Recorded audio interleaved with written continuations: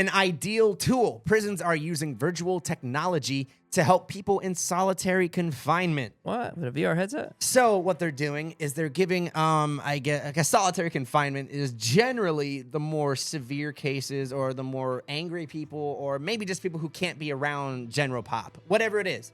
It can be a multitude of things. But what they are doing is they're giving them these, I'm assuming like kind of cheap VR headsets. And they are using it as kind of like therapy. So what they'll do is they'll give them certain scenes, like they can go to the beach. Just them being tortured. Yeah, yeah. And, It's the opposite. and okay, and You're in the hole, but now you're in fucking hell. Oh my god. Like the hot box. Put you in a hot box, boy. Hey, and that's crazy. And honestly, that's how some people feel about it. And it's almost like a 50-50 thing. Now, So this is like a reward. I wouldn't say it's a reward. It's more of like a coping mechanism. It's to keep them from becoming complete feral animals, is their argument. Because a lot of people in solitary confinement end up going a little crazy, especially if it's not to their choice. Yeah. You know, they're like, constantly going in, it can cause a lot of psychological. So not only can they do scenes, but they can even, have avatars pop in, talk to you. You can maybe. Hi, this is Jimmy from the correctional thing.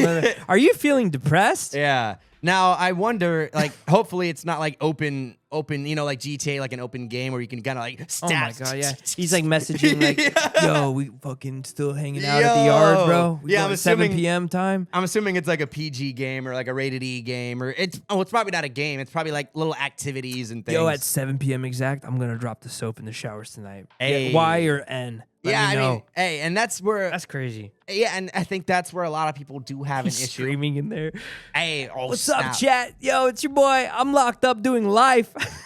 I'm locked up for life here, and that'd be an interesting. It's like the Jim Carrey movie. Which one? That one where he's like the movie guy, where in the dome, where he's like, I can't think of the name of blanking. why can't I think of the name? On this podcast, we're gonna talk movies and stuff too. Yes. So we're both movie buffs. So I would say I'm a movie buff. I don't know about you, but Yeah, I love movies. Like I Okay. said, yeah, you're probably a little bit more closer to a lot of the classics, but I love movies too. that's true. And guys, if you love anime, I got you anime. Guys. And if you like sports, I got you. Guido's with a little got bit of you locked sports. down. And if you like dudes, he's got you. Whoa, breathe air. Hey, no, thank you, sir. Andrew Tate's got my back, dog. But yes, but okay, now I personally, now there's two arguments to the whole prison mindset. Obviously, there's the rehabilitation and then there's the punishment. Some people believe that if you're in prison, you deserve to be punished in an eternal hellfire.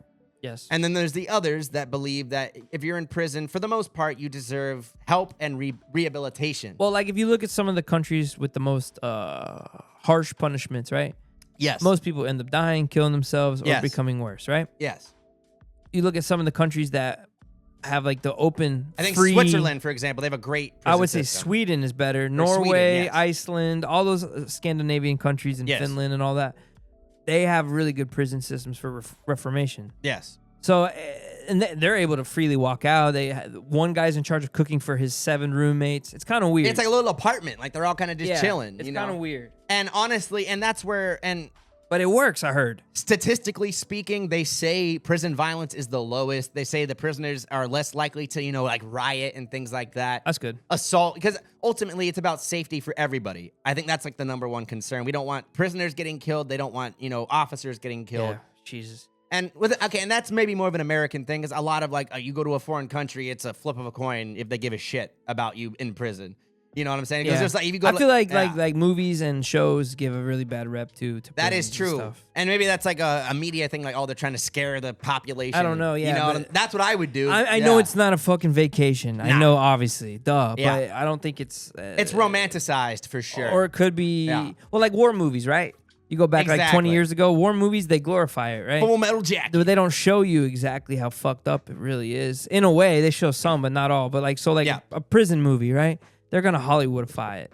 They're not going to show you the full. Exactly, because ultimately, no one wants to watch it if it's too bad. Yeah, because ultimately things are, and that's the sad part, life is not as exciting as a lot of people want it to be. And that's why they use the VR headsets. Yes, and that's... I just want to stay in this reality.